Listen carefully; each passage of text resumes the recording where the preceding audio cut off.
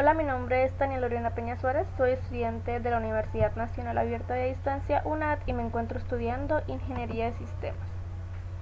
Bueno, en este caso les voy a explicar un poco la actividad correspondiente al curso de bases de datos básico y aquí vamos. Entonces vamos a comenzar. Bueno, vamos con la pregunta número 1, que nos dice básicamente que debemos conocer la historia y hacer como un esquema sobre la evolución de las bases de datos. Para el esquema, lo cual elegí pues como una línea del tiempo, entonces pues vamos a explicar un poco sobre esto. Vamos a hablar primero sobre la historia, que básicamente este término de bases de datos fue escuchada por primera vez en California en 1963. Entonces también podemos decir que una base de datos es un conjunto de información relacionada, ya sea agrupada o estructurada. Entonces, desde el punto de vista de la informática, una base de datos pues es un sistema formado por un conjunto de datos almacenados en discos. Estos pues permiten el acceso directo a ellos y un conjunto de programas que manipulan ese conjunto de datos. Acá tenemos, bueno, un sistema de gestión de datos pues lo podemos identificar como un tipo de software muy específico, el cual pues su función o es dedicado a servir de interfaz entre la base de datos, también entre el usuario y las aplicaciones que la utilizan. Bueno, también tenemos que actualmente las bases de datos están teniendo una gran importancia o un gran impacto decisivo sobre el creciente uso de los computadores. Entonces ese es como una historia corta sobre las bases de datos. Bueno, como les dije anteriormente, para el esquema o para la evolución de las bases de datos decidí hacer esta línea del tiempo, la cual vamos a explicar pues ahorita de uno por uno para que se entienda mejor. Entonces vamos a empezar con la década de los 50. Bueno, ¿qué pasó en la década de los 50 con las bases de datos? Bueno, en este tiempo se dio origen a las cintas magnéticas. ¿Qué son las cintas magnéticas y para qué sirvieron? Bueno, las cintas magnéticas pues sirvieron para suplir las necesidades de la información de las nuevas industrias. Por medio de ellas se empezó a automatizar la información de las nóminas. Nos vamos con la década de 1960. Bueno, acá ya no era necesaria la secuencialidad. Ya este tipo de soporte comienza a ser ambiguo y ya los discos dieron inicio a las bases de datos de red y jerárquicas. En la década de 1970 acá se definió el modelo relacional y también publicó una serie de reglas para la evaluación de administradores de los sistemas de datos relacionales, y así fue como se formó o así fue como nacieron las bases de datos relacionales. Entonces nos vamos para la década de 1980. Entonces acá ya las bases de datos relacionales ya cuentan como con su sistema de tablas, con su sistema de filas y de columnas. También con ellas pudieron competir las bases de datos jerárquicas y de red, ya que estas pues su nivel de programación era como muy bajo y pues el uso era como un poco más sencillo que las otras. Respecto a los principios de la década de los 90, las grandes distribuidoras de bases de datos incursionaron con la venta de bases de datos orientada a objetos.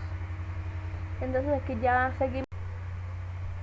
Bueno, pues acá les decía que en esta década de finales de los 90 pues apareció el World Wide Web. Este sirvió pues para que tuviéramos como una mejor consulta de las bases de datos, o sea, para que se nos facilitara más. Bueno, vamos con el siglo XXI. Pues ya sabemos que en la actualidad existen pues una gran cantidad de alternativas que permiten hacer como búsquedas orientadas a las necesidades de cada usuario.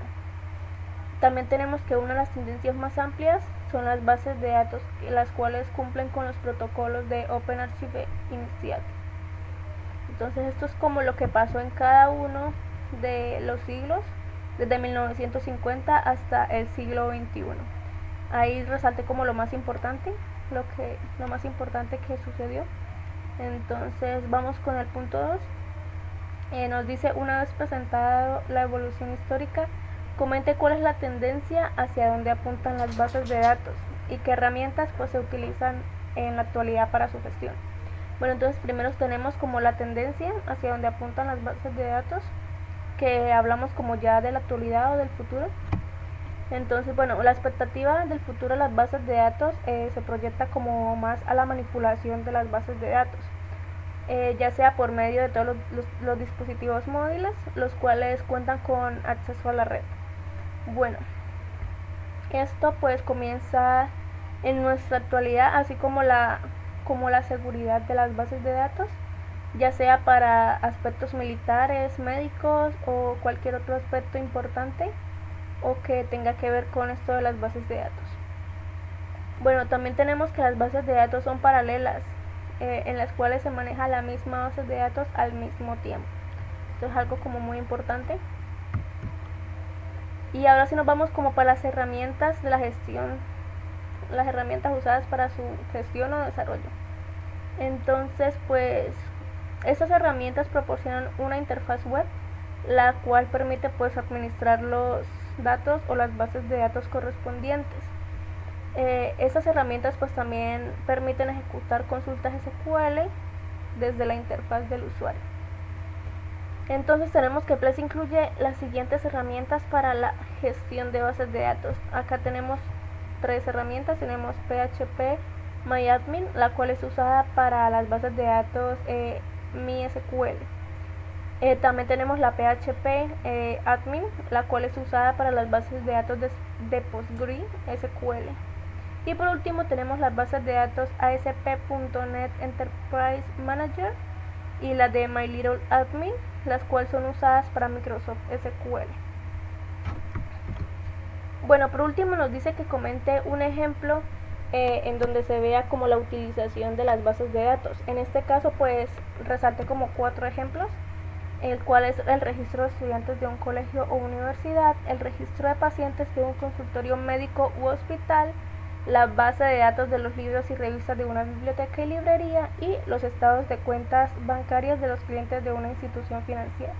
Bueno, pues decidí como explicar un poquitico más a fondo el primero, que es el registro de estudiantes de un colegio o universidad. Bueno, ¿qué bases de datos o qué información se guarda en esto? Bueno, pues según lo consultado, en el registro de estudiantes se guarda prácticamente toda la información de cada uno de los estudiantes, ya sea en lo de las matrículas, ya sea sobre sus calificaciones. Entonces es algo así como lo básico.